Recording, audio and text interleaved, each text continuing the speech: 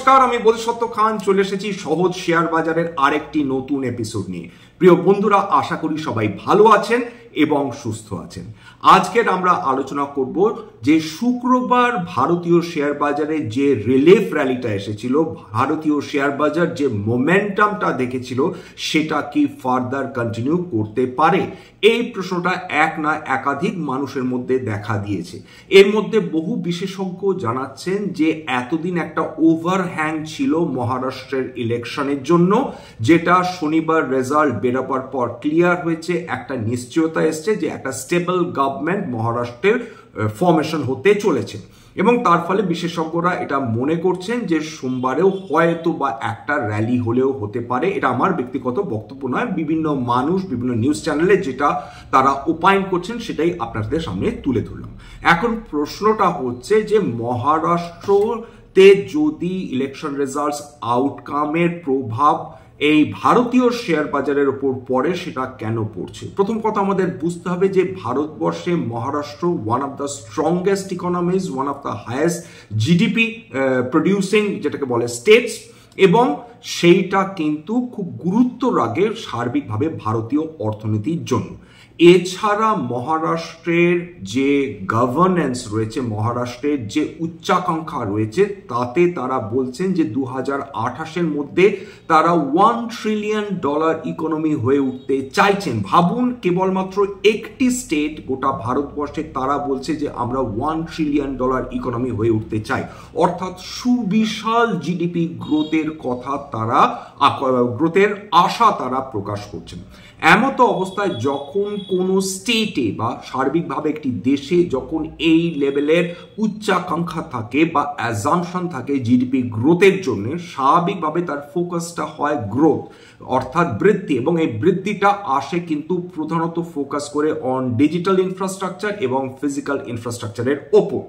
এছাড়া মহারাষ্ট্রে যে প্ল্যানটা রয়েছে সেটা হচ্ছে আরবান ডেভেলপমেন্ট এবং প্ল্যানিং, বিশেষ করে উইথ রেফারেন্স টু মুম্বাই এবং obviously other developing areas in Maharashtra. সুতরাং যদি আরবান ডেভেলপমেন্ট এবং প্ল্যানিং এর ওপর জোর দেওয়া হয়, খুব স্বাভাবিকভাবে যে সেক্টরসগুলো ফোকাল পয়েন্ট হয়ে উঠতে পারে তার মধ্যে ডেফিনেটলি একটা অবশ্যই রিয়েল এস্টেট, 2 নম্বর কনস্ট্রাকশন, 3 নম্বর জেনারেল ইনফ্রাস্ট্রাকচার এবং 4 নম্বর যেটা আগেই মেনশন করলাম ডিজিটাল ইনফ্রাস্ট্রাকচার। এবার প্রশ্নটা হচ্ছে যে রিয়েল এস্টেটের ওপর কেন এত এমফ্যাসিস পড়তে পারে। তার কারণ মুম্বাইকে যদি দেখেন, মুম্বাই অলরেডি 2 কোটি মানুষ বসবাস করেন এবং সেইখানে জায়গা কম, সুতরাং তাদের সুষ্ঠুভাবে বসবাস করার জন্য কিন্তু একটা রিগারাস প্ল্যানিং লাগবে, যেটা আরবান ডেভেলপমেন্টের মাধ্যমে লাগবে, এর মাধ্যমে আসবে, এবং অবশ্যই উপযুক্ত ইনফ্রাস্ট্রাকচারাল ডেভেলপমেন্ট, তার মধ্যে কিন্তু এমফ্যাসিস থাকবে আপনার রোড ইনফ্রাস্ট্রাকচার, ওয়াটার এবং স্যানিটেশন ইনফ্রাস্ট্রাকচার, তারপর হসপিটালস। সুতরাং যদি মহারাষ্ট্রকে একটা $1 ট্রিলিয়ন ইকোনমি হয়ে উঠতে হয়, সেক্ষেত্রে ফোকাল পয়েন্টগুলো কিন্তু এই সেক্টরসগুলোর ওপর দারুণভাবে ডিপেন্ডেন্ট থাকবে। এছাড়া আপনারা এর আগেও আমি বিভিন্ন ভিডিওজে আলোচনা করেছি যে দেখুন, একটা দেশ যত উন্নত হয়, একটা শহর যত উন্নত হয়, একটা মহানগরী যত উন্নত হয়, তত কিন্তু তার গার্বেজ প্রোডাকশন বৃদ্ধি পেতে থাকে। তার মধ্যে ডেফিনেটলি বিভিন্ন ধরনের অর্গানিক ওয়েস্ট থাকে, তার মধ্যে বিভিন্ন ধরনের নন অর্গানিক ওয়েস্ট থাকে। সেই ওয়েস্ট ম্যানেজমেন্ট এবং ওয়েস্ট ইউটিলাইজেশনটা যে কোম্পানিজগুলো করে থাকে, সেক্ষেত্রে কিন্তু সেই কোম্পানিজগুলোর দারুণ ইম্পর্টেন্স বেড়ে যায় বিভিন্ন মিউনিসিপ্যাল কর্পোরেশন এবং মিউনিসিপ্যালিটিসগুলোর ক্ষেত্রে। এইবার চলে আসে, সুতরাং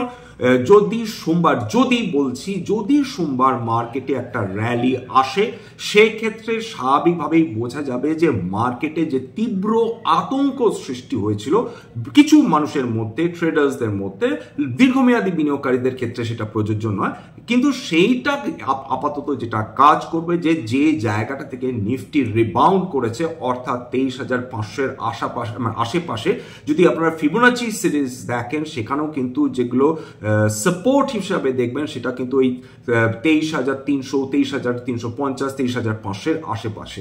অন্যদিকে রেজিস্ট্যান্স যদি ফিবোনাচি যদি দেখেন, ফিবোনাচি সিরিজ যদি দেখেন, সেখানে সাপোর্টগুলো কিন্তু ওই 24,500 থেকে মোটামুটি 23,900 মধ্যেই রেজিস্ট্যান্স, 23,900 থেকে 24,500 মধ্যে দেখাচ্ছে। তাহলে আপাতত যেটা যদি ইভেন যদি গত 2 বছর 2022 থেকে 2024 যদি নিফটি চার্ট দেখেন, সেখানেও দেখবেন যে একটা চ্যানেল তৈরি হয়েছে মোটামুটি 22,500 থেকে এই 25,000 মোটামুটি 227 মধ্যে, এই রেঞ্জের মধ্যে কিন্তু ঘোরাঘুরি করছে নিফটি, অর্থাৎ কখনো উঠছে কখনো নামছে। এইবার প্রশ্নটা হচ্ছে যে মার্কেটকে যদি ফরওয়ার্ড মোমেন্টাম পেতে হয় সেক্ষেত্রে কিসের ওপর ফোকাস করতে হবে? প্রথম কথা হচ্ছে যে রিজার্ভ ব্যাংক অফ ইন্ডিয়া কি বলছে। অবশ্যই যেটা আমরা বুঝতে পারছি যে আমাদের মাননীয় অর্থমন্ত্রী যেটা বলছেন, কমার্স মিনিস্টার যেটা বলছেন, তাদের বক্তব্য যে ফুড ইনফ্লেশন যেটা, সেই ফুড ইনফ্লেশনটা যদি সরকার ফোকাস করে এবং সেটা যদি আমরা কনজিউমার প্রাইস ইন্ডেক্স থেকে বা WPI ইন্ডেক্স থেকে বের করে নিই, সেক্ষেত্রে অনেক বেশি স্ট্রিমলাইন্ড হবে ইনফ্লেশন ইন্ডেক্স সেইগুলো। যাক, সেটা তো তর্কের বিষয় যে সত্যি সত্যি ফুড ইনফ্লেশনকে বের করা উচিত কি উচিত না, কিন্তু এটা ঘটনা যে তাদের বক্তব্য নেই, তাদের মনের যেটা ইচ্ছা সেটা হচ্ছে যদি রেট কাট হয় তাহলে কিন্তু ভালোই হয়। যদিও RBI গভর্নর এখন অব্দি সেই ব্যাপারে খুব একটা বেশি উৎসাহ দেখাননি, কেবলমাত্র বলেছেন দেখা যাক। আমরা ডিসেম্বরে যে মনিটারি পলিসি মিটিং আছে সেটাতে আমরা অবশ্যই সেটা দেখব, কিন্তু ডেফিনেটলি কিন্তু তার সঙ্গে এটাও বলেছেন যে ইনফ্লেশন কিন্তু এখনো আমাদের আয়ত্তের মধ্যে নেই। এবার দেখুন যে RBI এর যে মনিটারি পলিসি কমিটি মিটিং আছে সেটা কবে হবে। RBI অলরেডি জেনারেট করে দেয় ডেটগুলো, যে ডিসেম্বরের 4 তারিখ থেকে 6 তারিখ RBI MPC মিটিং রয়েছে 2024-এ, এবং ফেব্রুয়ারির 5 তারিখ থেকে 7 তারিখ 2025-এ সেখানেও RBI মনিটারি পলিসি কমিটির মিটিং সেটা থাকবে। অর্থাৎ যদি ডিসেম্বরের ক্ষেত্রে RBI কোনো সিদ্ধান্ত না নেন, সেক্ষেত্রে ফেব্রুয়ারিতে গিয়ে তারা রেট কাটের ব্যাপারে কোনো সিদ্ধান্ত নেবেন কিনা সে ব্যাপারেও কিন্তু শেয়ার বাজার অপেক্ষা করে থাকবে। মার্কেট যদি ধরেও নিই যে RBI কোনো রেট কাট করছে না ডিসেম্বরে, সেক্ষেত্রে মার্কেট যে মারাত্মক ডিসঅ্যাপয়েন্টেড হবে এমন কিন্তু ভাবার কোনো কারণ নেই। এবার আসুন দেখে নিই যে বর্তমানে যেটা all India consumer price index CPI, সেটা অক্টোবর 2024-এ সেটা রয়েছে 6.1%, যেটা কিন্তু অনেকটাই বেশি। রুরাল এরিয়াজে সবচেয়ে বেশি ইনফ্লেশন হয়েছে 6.68%, এবং আরবান এরিয়াতে সেটা দাঁড়িয়েছে 5.62%, যেটা কিন্তু যথেষ্ট চিন্তার ব্যাপার। এবার WPI ইনফ্লেশন দেখে নিই যে সেটা বর্তমানে দাঁড়িয়ে আছে 2.36%, তবে সেটা মোটামুটি যে এরিয়া অফ কমফর্ট যেটা 2.2%-এর কিন্তু কিছুটা ওপরে। এইবার চলে আসি মর্গান স্ট্যানলে বর্তমানে ভারতীয় অর্থনীতি এবং খুব স্বাভাবিকভাবে শেয়ার বাজারের উপর তার প্রভাব নিয়ে কিছু মন্তব্য রেখেছেন। তাদের বক্তব্য হচ্ছে ভারতের অর্থনীতি এই মুহূর্তে মোটামুটি ভালো জায়গায় রয়েছে, তার ইন্টারনাল কোনো রিস্ক নেই বলে মর্গান স্ট্যানলে জানাচ্ছেন। কিন্তু তাদের বক্তব্য অনুযায়ী যে ভারতের যে বিপদ সেটা আসতে পারে বিকজ অফ গ্লোবাল টেনশনস এবং অবশ্যই lowering of world GDP growth. যদি গোটা বিশ্বের জিডিপি গ্রোথ ক্রমাগত করতে পারে, সেটা সরাসরি প্রভাব আসতে পারে ভারতীয় এক্সপোর্টসের ওপর। এবং মাথায় রাখতে হবে যে ভারতীয় যে এক্সপোর্ট হয় সেটা আমাদের মোট জিডিপির 21%। সুতরাং যদি এক্সপোর্টস এফেক্টেড হয়, খুব স্বাভাবিকভাবে তার প্রভাব কিন্তু ভারতীয় জিডিপির উপর পড়তে পারে, কারণ 1/5 অংশ যদি এক্সপোর্টসের উপর ডিপেন্ডেন্ট থাকে জিডিপি, সেক্ষেত্রে এক্সপোর্টস কমলে জিডিপিতেও তার প্রভাব পড়ার কিন্তু সম্ভাবনা বেশি। যে দেখুন, গত কোভিডের পরবর্তী সময় থেকে ব্যবসার চরিত্র বদলাচ্ছে, নতুন নতুন ধরনের ব্যবসা আসছে, বেশি ফোকাস আসছে ফিন্যান্সের উপর, বিশেষ করে যেটাকে বলে ই-ফিন্যান্স এবং ই-কমার্সের উপর বেশি ফোকাস আসছে। সার্ভিসেস বেশি গুরুত্ব পাচ্ছে ম্যানুফ্যাকচারিং এর থেকে। এবং তার সঙ্গে আরেকটা যেটা লক্ষণীয় যে ম্যানুফ্যাকচারিং গত বছরে প্রায় 9% ছিল, সেটা কমে দাঁড়িয়েছে 5%। এবং যেটা মানুষ মনে করছেন যে because of high food inflation inflation, demand for consumption কিন্তু ক্রমাগত কমছে, তার ফলে ম্যানুফ্যাকচারিং এর উপর সেটা এফেক্ট পড়ছে বলে বিভিন্ন বিশেষজ্ঞদের ধারণা। সুতরাং ম্যানুফ্যাকচারিং এর থেকে সার্ভিসেস এর উপর গুরুত্ব যে বৃদ্ধি পাচ্ছে সেটা কিন্তু যে খুব একটা ভালো সংকেত তা কিন্তু নয়। খেয়াল করে দেখুন যে একটা দেশে কিন্তু ব্যাকবোন কিন্তু তার ম্যানুফ্যাকচারিং। বড় বড় ইকোনমিজ কি চায়না বলুন কি আমেরিকা বলুন, তারা যেভাবে সার্ভিসেস অফার করে তার সঙ্গে ইকুয়ালি কিন্তু স্ট্রং তাদের ম্যানুফ্যাকচারিং। এবং যে আমরা আমাদের দেশে আমরা যখন এই চায়না বা আমেরিকা থেকে পণ্য আমদানি করি সেখানে কিন্তু মেজরিটি কিন্তু ম্যানুফ্যাকচারিং। সার্ভিসেসের দিক থেকে ভারতবর্ষে কোনো প্রবলেম নেই, ভারতের সার্ভিসেস সেক্টর কিন্তু ভীষণ উন্নত। এরপর চলে আসি এই যে নতুন নতুন ব্যবসা ইভলভ করছে, ইমার্জ করছে, সেটা কিন্তু ট্র্যাডিশনাল ব্যবসাগুলোকে ক্ষতিগ্রস্ত করছে, চ্যালেঞ্জ করছে, তাদের কাছ থেকে মার্কেট শেয়ার নিয়ে নিচ্ছে। এবং খুব সত্যি কথা বলতে এদের যে মোট ছিল, এদের যে মোড অফ সেফটি ছিল সেটা কিন্তু ডাইলুটেড হচ্ছে দিনের পর দিন। এবং যখনই কোনো কোম্পানির মোট বা পরীক্ষা সেটা ডাইলুটেড হতে থাকে তার মানে কোম্পানির প্রাইসিং পাওয়ার কমে যাচ্ছে, তার মার্কেট শেয়ার কমে যাচ্ছে। এবং তার প্রাইসিং পাওয়ার কমে যাওয়ার মানে কিন্তু সে যত ইচ্ছা সে কিন্তু তার দাম নির্দিষ্ট করতে পারে না, কারণ অন্যান্য কম্পিটিটরসরা কিন্তু ন্যায্য মূল্যে তাদের পণ্য বিক্রি করে তাদেরকে কিন্তু ব্যবসার ক্ষেত্রে হারিয়ে দিতে পারে।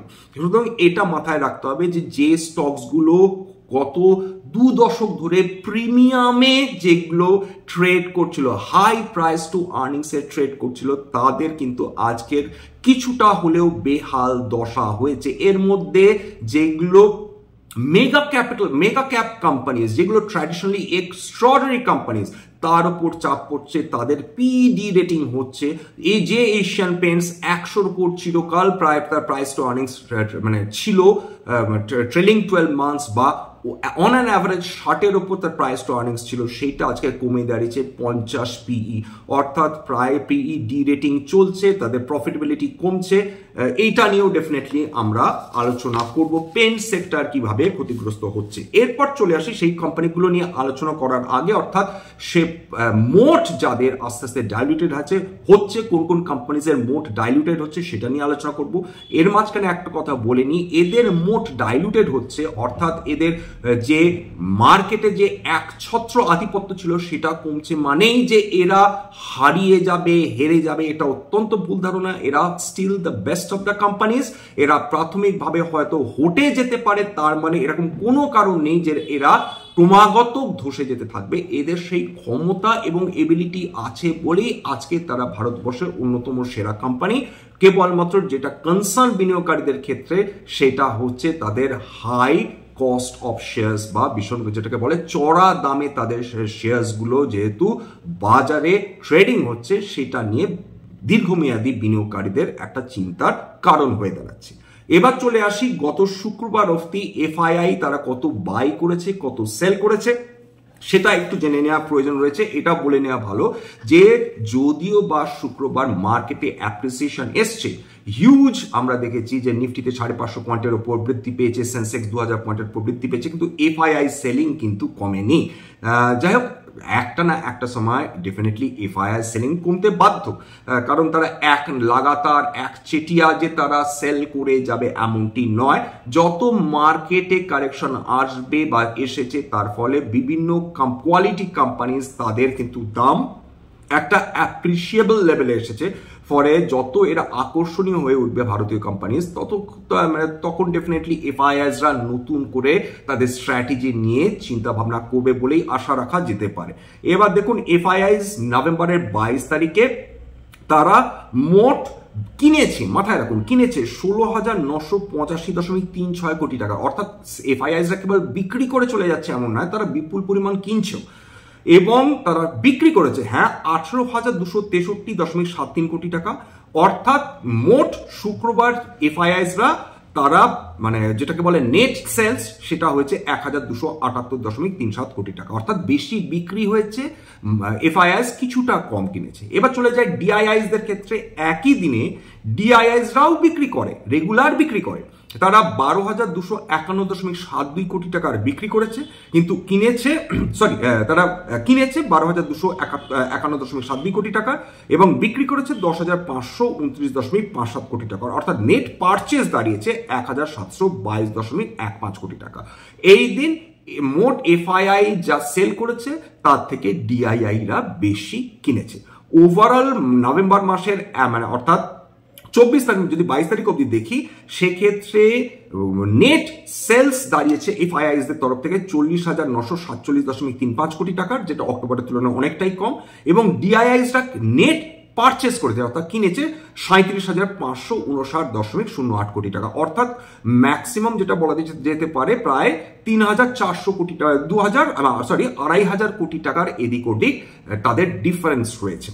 তার মানে যেটা দাঁড়াচ্ছে যে সেপ্টেম্বর এবং অক্টোবরের তুলনায় যদি এফআইআই সেলস ক্রমাগত কমতে থাকে, সেটা definitely is a healthy sign ভারতীয় শেয়ার বাজারের জন্য। এইবার চলে আসি হচ্ছে সেই কোম্পানিজগুলো যাদের মোট অফ সেফটি বা যাদের মোট ডাইলুটেড হচ্ছে এবং যারা মারাত্মক চ্যালেঞ্জের মুখে পড়েছে। তার মধ্যে আইটিসি আপনারা জানেন যে তাদের মেজর রেভিনিউ এখনো সিগারেট বিজনেস থেকে আসে।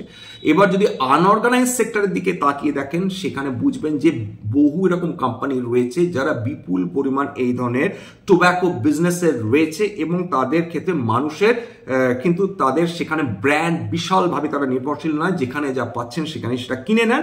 তার ফলে এইখানে তাদের মোট ডাইলুটেড হচ্ছে। এক তো সিন ট্যাক্স দিতে হয়, সরকার যে কোনো মুহূর্তে সিন ট্যাক্স বৃদ্ধি করতে পারে, সুতরাং কন্টিনিউয়াস হায়ার ট্যাক্সের সঙ্গে ডিল করতে হয় আইটিসিকে।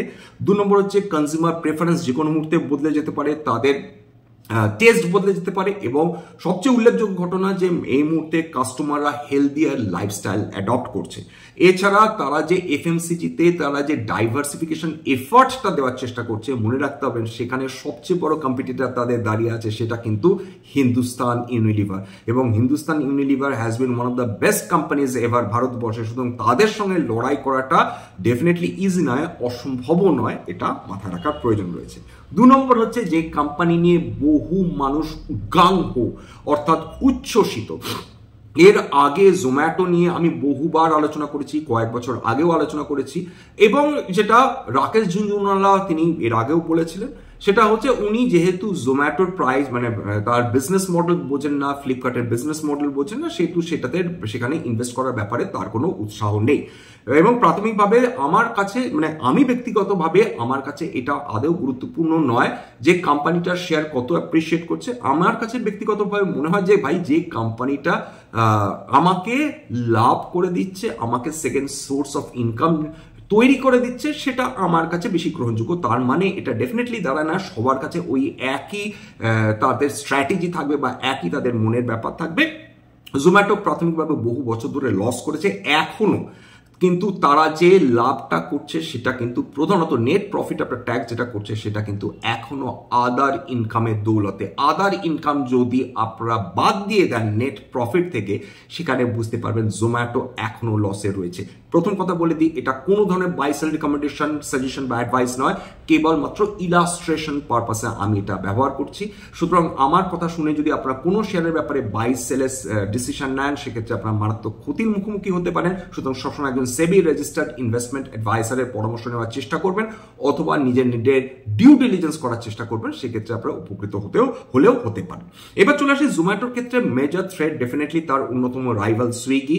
জোম্যাটোর সঙ্গে দেখুন, জোম্যাটোর এমন একটা মডেল রয়েছে, সেটা হচ্ছে কিন্তু হাই ক্যাশ বার্নিং মডেল। 1 নম্বর, অত্যন্ত লো রিটার্ন অন ইকুইটি, অত্যন্ত লো রিটার্ন অন ক্যাপিটাল এমপ্লয়েড, অত্যন্ত লো রিটার্ন অন অ্যাসেটস, এটা মাথায় রাখতে হবে। এবং সুইগির মতন এবং এদের বিজনেসটা এমনটা যেটা অত্যন্ত লো এন্ট্রি ব্যারিয়ার বিজনেস। দেখুন, এদের আপাতত যে কারণে এদের ব্যবসাটা অত্যন্ত পপুলার বা জনপ্রিয়, একের একটা দুর্দান্ত একটা নেটওয়ার্ক করে ফেলেছে, দুর্দান্ত কমিউনিকেটিং এজেন্সি হিসেবে এরা কাজ করছে, নতুন নতুন আইডিয়াস ফ্লোট করছে ডেফিনেটলি। কিন্তু ওভারঅল যদি খেয়াল করে দেখেন যে একটা এরকম হাই ক্যাশ বার্নিং মডেল তার, এবং 2 নম্বর হচ্ছে যেটার অত্যন্ত লো এন্ট্রি ব্যারিয়ার, অর্থাৎ যে কোনো কোম্পানি, সেটা আমি জাস্ট উদাহরণ হিসেবে দিচ্ছি, যে রিলায়েন্স রিটেলের কথা বলুন, তারা বা রিলায়েন্স ইন্ডাস্ট্রিজের কথা বলুন, তারা যদি মনে করে তাদের তারা প্রোডাক্টস ওই 10 মিনিটেই তারা বিভিন্ন বাড়িতে পৌঁছে দেবে, সেটা তাদের কাছে কোনো ব্যাপারই না, কারণ তাদের কিন্তু জোম্যাটোরই মতন ইকুয়ালি স্ট্রং নেটওয়ার্ক এবং ডিস্ট্রিবিউশন তাদের মডেলস রয়েছে। সুতরাং এটা তাদের পক্ষে ডিফিকাল্ট না। যে কোম্পানি, সেটা বাজাজ ফিনান্স বলুন, হাই তাদের নেটওয়ার্কিং, সেটা এশিয়ান পেন্টস বলুন, হাই নেটওয়ার্কিং, এবং এদের ডিস্ট্রিবিউশন চ্যানেল অত্যাধিক স্ট্রং, এই যে কোম্পানিগুলোর কথা আলোচনা করলাম। সুতরাং তারা যদি কোনো কারণে মনে করেন যে তারা প্রোডাক্টসগুলো তারা সরাসরি কনজিউমারের কাছে পৌঁছে দেবে within a very short span of time, সেটা মোটেই তাদের পক্ষে ডিফিকাল্ট নয়। এবং এই কোম্পানিজগুলো কিন্তু অলরেডি বিনিয়োগকারীদের মনের মধ্যে ঢুকে গেছে। তারা এটা প্রত্যেকে এই ধরনের ব্র্যান্ডসগুলোর সঙ্গে পরিচিত, ভারতবর্ষের প্রায় সমস্ত মানুষ পরিচিত। সুতরাং এদের পক্ষে এই ধরনের বিজনেসে এন্ট্রি নেওয়াটা কোনো ব্যাপার নয়। কিন্তু তারা জানেন যে এই ধরনের বিজনেসগুলো যেহেতু হাই ক্যাশ বার্নিং মডেলস রয়েছে, সুতরাং তারা সেটা অ্যাটেম্প্ট করবেন কিনা সেটা তো পরের ব্যাপার। এরপর চলে আসি হচ্ছে মারুতি সুজুকি, 3 নম্বর। কেন এটা নিয়ে আলোচনা করতে বাধ্য হচ্ছি? দেখুন, মারুতি সুজুকি এর আগে আলোচনা করেছি যখন ইভি নিয়ে আলোচনা করেছি, ইলেকট্রিক ভেহিকেলস নিয়ে, এবং সেখানে আমি আপনাদের তথ্য দিয়ে দেখিয়ে দিয়েছিলাম যে এই মুহূর্তে যেটা হোন্ডাই রয়েছে এবং মারুতি সুজুকি রয়েছে, এরা ডেফিনেটলি খুব ভালো পারফরমেন্স করছে যেটাকে বলে প্যাসেঞ্জার ভেহিকলস এর ক্ষেত্রে নিঃসন্দেহে। কিন্তু এদের মডেলসগুলো এখনো প্রাইমারিলি কিন্তু ফসিল ফুয়েল বেস্ট। মারুতি বিশেষ করে ইলেকট্রিক ভেহিকলস এর ক্ষেত্রে দৌড়ে এবং হোন্ডাই অনেকটাই পিছিয়ে রয়েছে তাদের যে কম্পিটিটার্স রয়েছে তাদের সঙ্গে। এখার ক্ষেত্রে বলতে বাধা নেই, টাটা মোটরসের ইলেকট্রিক ভেহিকেল মার্কেট ভারতবর্ষে এখনো 60% উপর, অর্থাৎ একছত্র আধিপত্য রয়েছে। সেখানে মারুতি বা কিন্তু হোন্ডাইয়ের সেই লেভেল অফ পেনিট্রেশন হয়নি, বা তারা ততটা উৎসাহ দেখায়নি। তার মানে এই কোম্পানিজগুলো খারাপ তা কিন্তু নয়। এবার চলে আসি হচ্ছে, সুতরাং তাদের কাছে যত এই ট্রানজিশনটা হবে from fossil fuel based cars to electric vehicles, সেই ট্রানজিশনে কিন্তু অন্যান্য চাইনিজ কোম্পানিজও চলে এসছে ভারতবর্ষে, যেমন বিওয়াইডি, এবং যত দিনের পর দিন এনভায়রনমেন্টাল কনসার্নস বৃদ্ধি হবে, কার্বন এমিশনস কমানোর ডিমান্ড বাড়বে, সেক্ষেত্রে খুব স্বাভাবিকভাবে ইলেকট্রিক ভেহিকলস গ্রহণযোগ্যতা অবশ্যই বাড়তে থাকবে। সুতরাং এদের তখন কিন্তু ক্যাচ আপ করার খেলা তৈরি হবে। মারুতি সুজুকি উল্লেখযোগ্যভাবে গত কয়েক মাসে প্রায় 15% কারেকশন এসেছে মার্কেট শেয়ারে।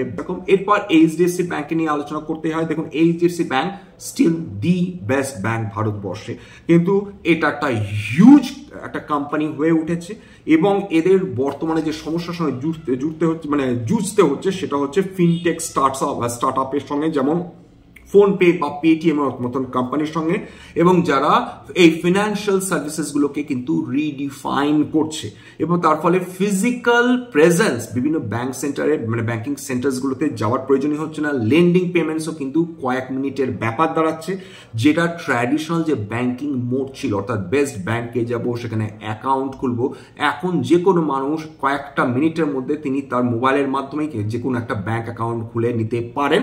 সুতরাং এবং তারা যে পরিষেবাটা পাচ্ছে অন্যান্য ছোট এই যে ফিনটেক কোম্পানিজগুলো থেকে, সেটার ফলেও তাদেরকে নতুন করে তাদের ব্র্যান্ড কনসিয়াস হওয়ার প্রয়োজন হচ্ছে না। সেই জায়গাটায় এইচডিএফসি ব্যাংক কিভাবে মোকাবিলা করে সেটাও একটা বড় প্রশ্ন। স্টিল মাথায় রাখবেন, এইচডিএফসি ব্যাংক কিন্তু দি বেস্ট ব্যাংক ভারতবর্ষে in terms of professional attitude, profitability প্রভৃতিতে।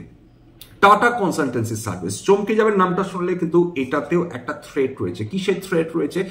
AI best পরিষেবা যারা দিচ্ছেন এবং সফটওয়্যার অ্যাজ সার্ভিসেস বা স্যাস যারা প্রোভাইড করছেন, এরকম বহু কোম্পানিজ বিশ্বে চলে এসছে।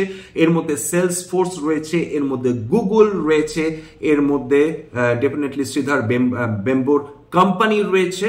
সুতরাং এই কোম্পানিজগুলো ট্র্যাডিশনাল যে ইনফরমেশন টেকনোলজি কোম্পানিজগুলো রয়েছে তার এগেনস্টে লড়াই করছে। তাদের মার্কেট ক্যাপচার করার প্রয়োজনীয়তাটাও থাকছে না, কারণ তারা অনেক সময় যে সফটওয়্যারগুলো তারা প্রোভাইড করছেন, বিক্রি করছেন সফটওয়্যার অ্যাজ সার্ভিস, সেটা কিন্তু ট্র্যাডিশনাল আইটি কোম্পানিজগুলো যে দামে বিক্রি করছে তার থেকে অনেক কম। ফলে বড় বড় যারা ক্লায়েন্টস, তারা অনেক সময় ছোট ছোট কোম্পানিজগুলোকেও কিন্তু পরিষেবার জন্য তারা চুজ করে নিচ্ছেন। এবার চলে আসি হচ্ছে এশিয়ান পেন্টস। সমস্ত পেন্টস কোম্পানি গত কয়েক বছর ধরে স্ট্রাগল করছে, এশিয়ান পেন্টসের স্ট্রাগল সর্বাধিক, এবং সবচেয়ে মেজর প্রবলেম হচ্ছে বিড়লা বলে, বিড়লার যে কোম্পানি, সেই কোম্পানি তারা কিন্তু বাজারে চলে এসছে। তাদের ওপাস বলে যে তাদের প্রোডাক্ট, সেটা এশিয়ান পেন্টসের সমস্ত প্রোডাক্টসকে চ্যালেঞ্জ করছে। কিন্তু মাথায় রাখতে হবে এছাড়া যেটা হচ্ছে যে কম্পিটিশন চলে আসছে জেএসডব্লিউ পেন্টস থেকে, বার্জার পেন্টস থেকে, তারপর গ্রাজেন যেটা ইন্ডিগো নিয়ে এসছে। এর ফলে এশিয়ান পেন্টস কিছুটা হলেও বিপাকে পড়েছে, যদিও মেজরিটি মার্কেট শেয়ার এখনো এশিয়ান পেন্টসের দখলে। এশিয়ান পেন্টসের কোয়ালিটি, মানে প্রোডাক্ট কোয়ালিটি, তাদের ডিস্ট্রিবিউশন চ্যানেল, তাদের নেটওয়ার্ক নিয়ে কোনোদিন সন্দেহ ছিল না। লার্জেস্ট যেটাকে বলে কনসিস্টেন্ট কম্পাউন্ডার ছিল এশিয়ান পেন্টস, সর্বাধিক সম্পদ সৃষ্টি করে দিয়েছেন বিনিয়োগকারীদের জন্য। বর্তমানে কম্পিটিশনের ফলে কিন্তু তাদের কিছুটা হলেও মোট ডাইলিউটেড হয়েছে। তবে মানুষ, যেটা আগেই বললাম, যে এখন অতটা ব্র্যান্ড কনসাস থাকছেন না, ডিসকাউন্টের উপর নির্ভরশীল হয়ে পড়ছেন। হয়তো বা উচ্চ মধ্যবিত্ত বা মধ্যবিত্ত মানুষ হয়তো বা এখন এশিয়ান পেন্টসের প্রতি তাদের এশিয়ান পেন্টসের গ্রহণযোগ্যতা তাদের কাছে রয়েছে। কিন্তু ধরুন যেটা সাবআরবান এরিয়াস বা যেটাকে বলে গ্রাম, সেই জায়গাটায় মানুষ কম দামে যে পেন্টসটা পাচ্ছেন সেটাই ইউজ করতে আগ্রহী হচ্ছেন। সেই জায়গাটাতে কিন্তু ডমিনেট করে নিচ্ছে এই ধরনের ছোট ছোট কোম্পানিজগুলো। এছাড়া ডেফিনেটলি ক্রুড অয়েল ফ্লাকচুয়েশনের প্রবলেম হচ্ছে, আগে যে প্রাইসিং পাওয়ার ছিল সেটা নিয়ে প্রবলেম হচ্ছে, এবং তার ফলে এশিয়ান পেন্টস গত এক বছরে 27.28% কিন্তু নিচে নেমে গেছে। এরপর চলে আসি হচ্ছে ভারতী এয়ারটেল এবং জিও। এর আগের দিনে আলোচনা করেছিলাম যে টেসলার যিনি মালিক এবং স্পেস এক্সের যিনি মালিক, তিনি ভারতবর্ষে আসছেন এবং তিনি বারবার ভারতীয় সরকারের কাছে আবেদন করছেন যাতে তাদের লাইসেন্স দেওয়া হয়, যার মাধ্যমে তারা স্টারলিংকের তারা সার্ভিসেস প্রোভাইড করবেন বিভিন্ন মানুষকে। এর সঙ্গে চলে এসছে অ্যামাজনের প্রজেক্ট কুইপার। এই দুটো কোম্পানি জিও এবং ভারতী এয়ারটেলের কপালে আরো বেশি বাজ ফেলে দিয়েছে, কারণ তারা একটা কম্পিটিটিভ প্রাইসে তারা তাদের প্রোডাক্ট অফার করবে। এর আগে জিও বা ভারতী এয়ারটেল যেটা করার চেষ্টা করছিল, হয় নামমাত্র প্রাইসে বা বিনা পয়সায় তারা তাদের প্রোডাক্টস ইউজ করতে দিয়েছিল, হয়তো বা স্টারলিংক একইভাবে তাদের মার্কেটটা বসাবার চেষ্টা করবে ভারতবর্ষে। সেক্ষেত্রে কিন্তু এই কোম্পানিজগুলোর যে অ্যাপারেন্ট মোড অফ সেফটি ছিল, যে মোড ছিল, সেটা ফার্দার ডাইলুটেড হচ্ছে। প্রকৃত অর্থে যাকে বলে বাঘে বাঘে লড়াই, এইবার হয়তো আমরা এই সেক্টরে যেটা লড়াইটা দেখতে পাবো। এর ফলে তবে সাধারণ মানুষ ভীষণভাবে উপকৃত হবেন, সেটা ডেফিনেটলি হচ্ছে পরিষেবা বেটার পাবেন। এছাড়া হিরো মোটোকর্প একই প্রবলেম ফেস করতে পারেন, যদিও হিরো মোটোকর্পের মেজর ব্যবসা রুরাল এরিয়াসগুলো, রুরাল ইকোনমি যদি ইমপ্রুভ করে হিরো মোটোকর্পের সম্ভাবনা অনেক বেশি যে তারা ইমপ্রুভ করবেন। কিন্তু এখানে একই প্রবলেম, যেখানে ছোট ছোট কোম্পানিজ এথার এনার্জি, ওলা ইলেকট্রিক বাজারে চলে এসছে, তাদের প্রোডাক্টস বিক্রি করছে, সেখানে হিরো মোটোকর্প এখনো কিন্তু সেই অর্থে ইলেকট্রিক ভেহিকলস, দু চাকার যে ইলেকট্রিক স্কুটার্স, সেগুলো কিন্তু এখনো যে মারাত্মকভাবে ডেভেলপ করতে পারে তেমন নয়। সুতরাং যদি আমরা সত্যি সত্যি ইভি ট্রানজিশন করি, সেক্ষেত্রে হিরো মোটোকর্পকেও কিন্তু নিজেকে আপগ্রেড করতে হবে। আজকের এখানেই শেষ করব। তো তবুও একটা কথা মাথায় রাখুন যে মোট একটা অত্যন্ত গুরুত্বপূর্ণ অংশ একটা কোম্পানি, সেখানে ব্র্যান্ড ভ্যালু রয়েছে, স্কেলেবিলিটি রয়েছে, তাতে টেকনিক্যাল নলেজ তাদের সঙ্গে রয়েছে, পেটেন্টস রয়েছে, নেটওয়ার্ক এফেক্টস রয়েছে। কিন্তু ওভারঅল কোম্পানিজগুলোকে কিন্তু যতক্ষণ না তারা এই কম্পিটিশনসগুলো থেকে বেরিয়ে মানে তাদের সফলভাবে এগুলোকে নেগেট করতে পারছে, ততক্ষণ ডিফিকাল্ট পোর্টার্স 5 ফোর্সেসের কথা মাথায় রাখতে হবে। কম্পিটিটিভ রাইভালরি বাড়ছে কিনা, নতুন এন্ট্রি থ্রেট রয়েছে কিনা, থ্রেট অফ তাদের প্রোডাক্ট রিপ্লেসেবল কিনা, তারপর হচ্ছে যারা কিনছে তাদের প্রোডাক্টস তারা কি আরো কম দামে তাদের কাছ থেকে প্রোডাক্টস চাইছেন কিনা, এবং তার ফলে তারা সেই কম দামে দিতে বাধ্য হচ্ছেন কিনা, এবং বার্গেনিং পাওয়ার অফ সাপ্লায়ার যারা, তারাও কি নিজেদের কাঁচামালের দাম বৃদ্ধি করছে এবং সেটা কি তারা ঠিকঠাক নেগোশিয়েট করতে পারছে। যদি না পারে, এই পোর্টার্স যে 5 ফোর্সেস, সেটা কিন্তু এই কোম্পানিজগুলোকে ডুবিয়ে দেওয়ার ক্ষমতা রাখে। যদিও এগুলো one of the few best companies, সুতরাং এরা ডেফিনেটলি কোনো না কোনো সময় এই লড়াই থেকে বেরিয়ে আসার ক্ষমতা রাখবে বলেই বিশেষজ্ঞ এবং সাধারণ মানুষের আশা। আজকে এখানেই শেষ করব। স্ট্যান্ডার্ড ডিসক্লোজার, যে কোম্পানিজগুলোকে নিয়ে আজকের আলোচনা করলাম হতে পারে তার মধ্যে কয়েকটিতে আমার বা আমার পরিবারের নিয়োগ থাকতে পারে। ভবিষ্যতে যদি আমরা নতুন করে কিনি বা বিক্রি করি তাহলে কিন্তু আগাম বিজ্ঞপ্তি দিয়ে কিনতে পারবো না। স্ট্যান্ডার্ড ডিসক্লেমার অলরেডি দিয়ে দিয়েছি। এবং সবার শেষে যদি এই ধরনের এপিসোডস আপনাদের সত্যি ভালো লাগে প্লিজ একটা লাইক দেবেন, প্লিজ সাবস্ক্রাইব করবেন, এবং যদি সত্যি মনে হয় যে বাঙালি বিনিয়োগকারীদের এই ধরনের এপিসোডস কাজে লাগছে প্লিজ নিজের গ্রুপে শেয়ার করে দেবেন। আজকের জন্য নমস্কার।